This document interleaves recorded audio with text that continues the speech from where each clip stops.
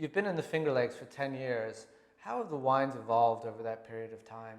Well, I've seen a huge amount of change. I would say the past 5 to 8 years is when I've seen the biggest change. It used to be that you could say, oh, we make some pretty good Rieslings here in the Finger Lakes, but you'd go around and there'd be a lot of variation, producer to producer. I think we're now at the point where people with an average palate can't even, like, they all taste good. So I think if you're a really well-trained palate, there's still some differences to be found between some of the producers, maybe getting more complexity, more depth, more length than some of the others. But I think, the floor has been raised, especially with some of those white varieties.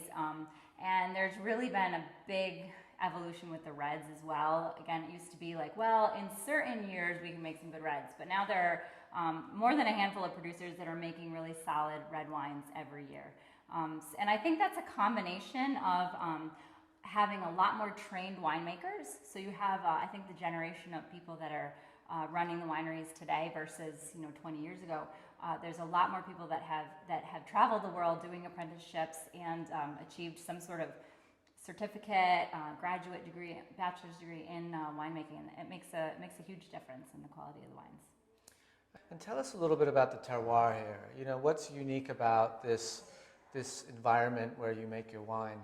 Well, the Finger Lakes has a cool continental climate that's moderated by the Great Lakes, first and foremost. But then once you get within the Finger Lakes region, each lake has its own, I guess you could call it a subclimate or mesoclimate.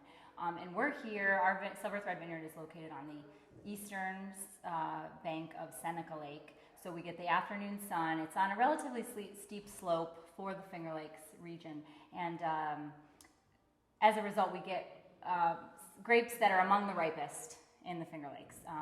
And a couple of years ago, Cornell actually did a study to determine the lake effect, how close your vines have to be to one of these Finger Lakes to actually be getting benefit from the lake itself. And our vineyard here at Silver Thread is close enough to the lake that the entire vineyard receives the benefit of the lake effect. So when on really cold nights, when we get below zero temperatures, there'll be a cloud of condensation that forms over the lake, and it's like a blanket that sits over our vineyard. So it's a really well-protected spot.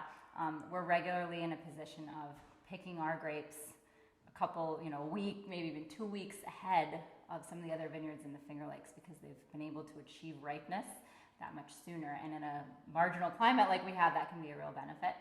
The other thing that's special about this site here at Silver Thread is that we have really shallow soil. In general, the closer you get to the lake, the more shallow the soil is. So a big section of our vineyard has topsoil that's only 12 to 18 inches deep over shale. So the vines are able to get down and explore that rocky subsoil. In his winemaking, are there any other regions that you look to and you say, wow, we've been inspired by that?